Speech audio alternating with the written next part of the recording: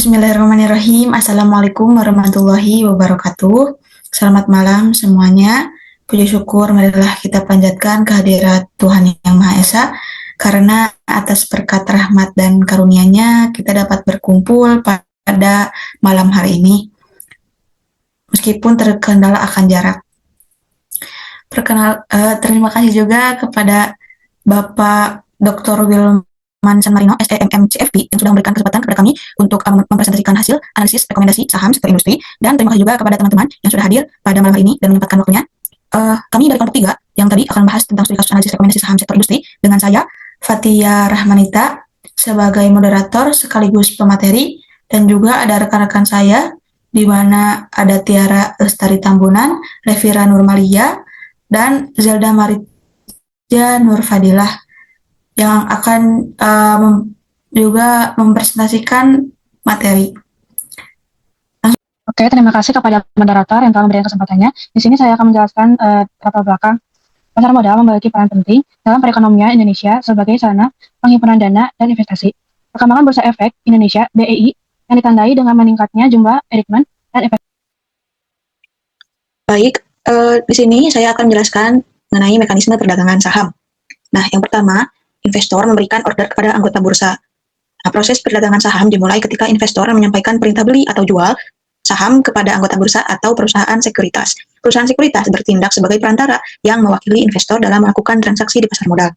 Selanjutnya, order dimasukkan ke sistem JATS Inet atau JATS Inet. Setelah menerima instruksi dari investor, anggota bursa memasukkan order ke sistem BEI. JATS Inet. Data yang dimasukkan meliputi kode saham, jumlah saham, dan harga penawaran secara elektronik. Yang ketiga, proses matching di bursa. Nah, setelah tadi order ke sistem JATS Inet, selanjutnya sistem JATS Inet akan pertemukan order beli dan order jual. Baik, selanjutnya penyelesaian dan saham yang dijual. Proses penyelesaian dilakukan melalui sistem hingga transaksi selesai. Nah, yang terakhir, perpindahan saham dan dana. Setelah settlement selesai, saham berpindah kepada investor pembeli dan dana hasil penjualan diterima investor penjual. Di Indonesia, penyelesaian transaksi saham menggunakan sistem T+2, yaitu 2 hari bursa setelah transaksi dilakukan. Nah, di sini ada teori analisis fundamental. Analisis fundamental merupakan metode analisis yang mempelajari kondisi ekonomi, industri, serta keadaan perusahaan untuk menentukan nilai suatu saham. Analisis ini berfokus pada data-data penting yang terdapat dalam laporan keuangan perusahaan, guna menilai apakah harga saham telah mencerminkan nilai perusahaan secara tepat.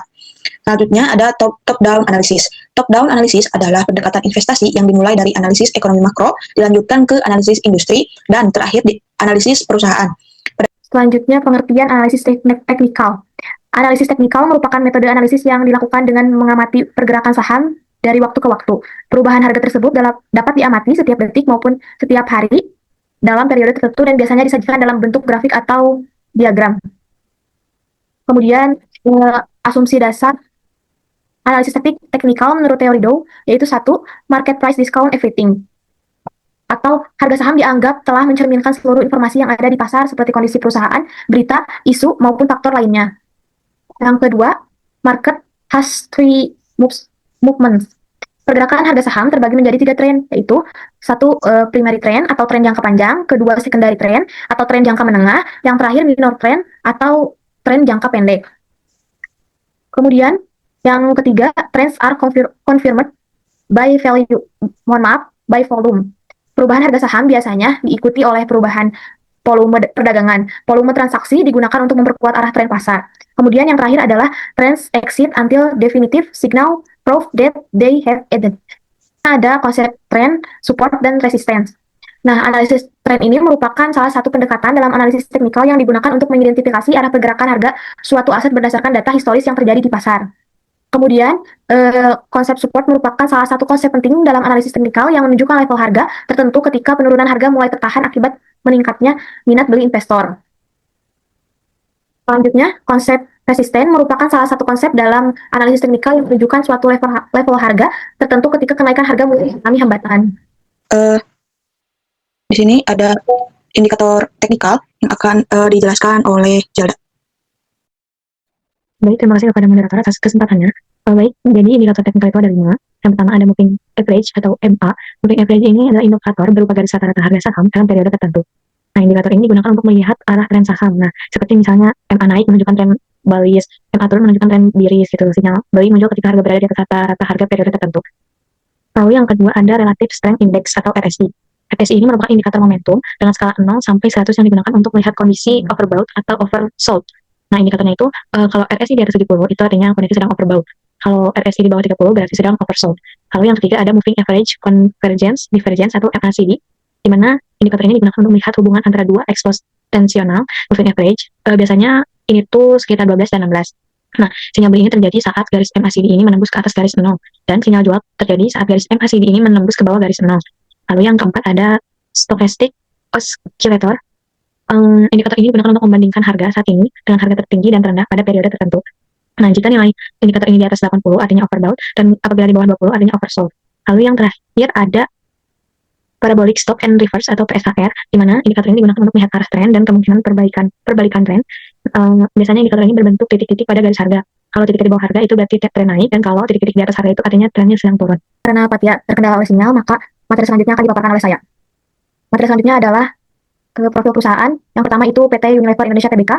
Nah, PT Unilever Indonesia Tbk ini merupakan perusahaan FMCG yang berdiri sejak 5 Desember 1933 dan bergerak di bidang produk kebutuhan sehari-hari seperti perawatan tubuh, kebersihan rumah tangga, makanan, dan minuman.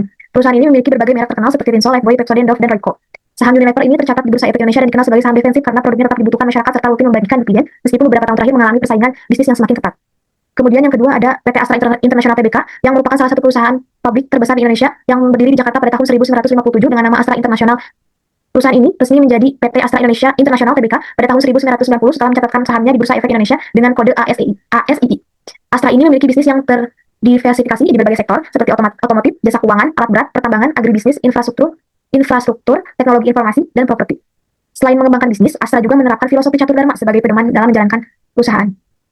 Selanjutnya, PT Indofood Sukses Makmur Tbk yang merupakan perusahaan manufaktur makanan asal Indonesia yang didirikan pada 14 Agustus 1990 dengan nama awal PT Panganjaya Inti Kusuma dan resmi tercatat di Bursa Efek Indonesia pada tahun 1994. Perusahaan ini menjalankan konsep Total Food Solution yang mencakup proses produksi makanan dari pengolahan bahan baku hingga distribusi. Kegiatan usahanya meliputi segmen bogasari, agribisnis, distribusi, dan produk konsumen bermerek dengan berbagai produk seperti mie instan, tepung terigu, minyak goreng, susu, makanan ringan, dan bumbu masakan. Perusahaan berkantor pusat di Jakarta serta memiliki fasilitas produksi di Indonesia, Malaysia, dan juga Tiongkok. Yang terakhir ada PT Bakri and Brothers. PT ini didirikan pada tahun 1942 oleh Haji Ahmad Bakri sebagai perusahaan perdagangan umum. Perusahaan ini kemudian berkembang ke berbagai sektor seperti manufaktur baja, energi, infrastruktur, pertambangan, dan teknologi, serta menjadi perusahaan terbuka pada tahun 1989. Saat ini, Bakri and Brothers ini juga mendukung pengembangan kendaraan listrik melalui kerjasama dengan BYD Auto. Di sini ada analisis top down. Pada analisis top down ada 3 tahapan, yaitu yang pertama analisis makroekonomi. Nah, dalam top down analisis ini digunakan untuk melihat kondisi ekonomi yang mempengaruhi kinerja perusahaan seperti PDB, inflasi, suku bunga, nilai tukar, dan daya beli. Tahap yang kedua adalah analisis industri. Analisis ini digunakan untuk memahami karakteristik persaingan, peluang, dan risiko tiap sektor yang mempengaruhi kinerja perusahaan. Unilever dan Indofood dari sikap consumer good yang cenderung stabil karena produknya merupakan kebutuhan sehari-hari. ASI bergerak secara otomatis yang sangat dipengaruhi kondisi ekonomi. Dan yang ketiga, analisis perusahaan dilakukan melalui neraca rugi dan angka untuk melihat kondisi keuangan, profitabilitas, dan pengelolaan kas. Terima kasih kepada Alvira yang sudah menyampaikan materi sebelumnya. Selanjutnya di sini ada analisis fundamental. Nah, di sini di analisis fundamental ini ada neraca.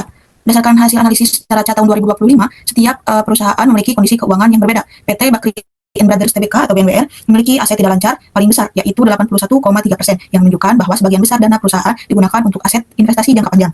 Sementara itu, PT Unilever Indonesia Tbk pendanaan PT Astra International Tbk atau ASII memiliki ekuitas sebesar 57,3%. Hal ini menunjukkan bahwa ASII telah banyak menggunakan modal sendiri untuk membiayai kegiatan perusahaan. Sebaliknya, BNBR memiliki liabilitas paling tinggi sebesar 80,2%, yang berarti perusahaan cukup bergantung pada utang dalam menjalankan operasionalnya. Secara umum, ASII dan INDF memiliki struktur keuangan yang lebih seimbang antara aset, utang, dan modal. Karena UNVR dan BNBR memiliki proporsi linear. Next. Income Statement 25, setiap perusahaan juga UNVR memiliki laba kotor yang menunjukkan bahwa perusahaan mampu dengan sangat baik, tertinggi sebesar 23, dikatakan perusahaan cukup efisien dalam mengelola pendapatan dan beban operasionalnya. PT Indofood Sukses Makmur Tbk atau INDF memiliki laba usaha tertinggi sebesar 19,9%, yang menunjukkan kemampuan perusahaan dalam mengendalikan biaya operasional secara efektif. Sementara itu, PT ASII memperoleh laba bersih sebesar 12,4%, yang mencerminkan kondisi perusahaan yang stabil dan tetap mampu menghasilkan keuntungan dengan baik. Di sisi lain, PT BNBR memiliki laba usaha rendah sebesar 3,1%. Hal ini menunjukkan bahwa kemampuan perusahaan dalam menghasilkan laba dari kegiatan operasional masih lebih rendah dibandingkan perusahaan lainnya. Secara keseluruhan, UNVR memiliki tingkat profitabilitas paling baik, sedangkan BNBR masih perlu meningkatkan efisiensi operasional perusahaan. Cash flow. Nah, dari analisis ini, setiap perusahaan memiliki kemampuan yang berbeda-beda tentunya dalam menghasilkan dan mengelola kas. PT Astra International Tbk atau ASI memiliki arus kas operasional terbesar, sehingga menunjukkan bahwa perusahaan sangat baik dalam menghasilkan kas dari kegiatan usahanya. PT Onda Food Sukses Makmur Tbk atau INDF dan PT Unilever Indonesia Tbk atau UNVR juga telah menunjukkan arus kas operasional yang positif dan cukup stabil. Sementara itu, PT Bakri Brothers Tbk atau MBR memiliki arus kas operasional negatif yang menunjukkan bahwa kegiatan operasional perusahaan belum mampu menghasilkan kas secara optimal. Pada aktivitas investasi, sebagian besar perusahaan mencatat arus kas negatif karena adanya pengeluaran untuk investasi pendanaan yang negatif menunjukkan ada gang saham. Secara keseluruhan, ASI memiliki kemampuan pengelolaan kas yang lebih baik dibandingkan perusahaan lainnya, sedangkan BMBR masih menghadapi kendala dalam menghasilkan kas dari aktivitas operasionalnya. Selanjutnya, next. Dari sisi solvabilitas, UNVR memiliki tingkat utang paling rendah dan DER sebesar 0,14 dan DAR sebesar 0,03, sehingga risiko keuangannya lebih kecil. Sebaliknya, PT BNBR memiliki DER tertinggi sebesar 4,37 dan DAR sebesar 0,71 yang penggunaan utang perusahaan cukup tinggi, menunjukkan kinerja terbaik dengan NPM sebesar 42,69% dan ROE sebesar 130,25%. Dari sisi aktivitas, UNVR juga memiliki TATOK sebesar 1,77% yang menunjukkan penggunaan aset cukup efektif, sehingga EPS tertinggi sebesar 1,54 dan UNVR memiliki PBV tertinggi sebesar 22,17. Secara keseluruhan, UNVR memiliki profitabilitas terbaik sehingga INDF unggul dalam likuiditas. STI menunjukkan kondisi yang stabil, sedangkan BBR masih memiliki tingkat yang cukup.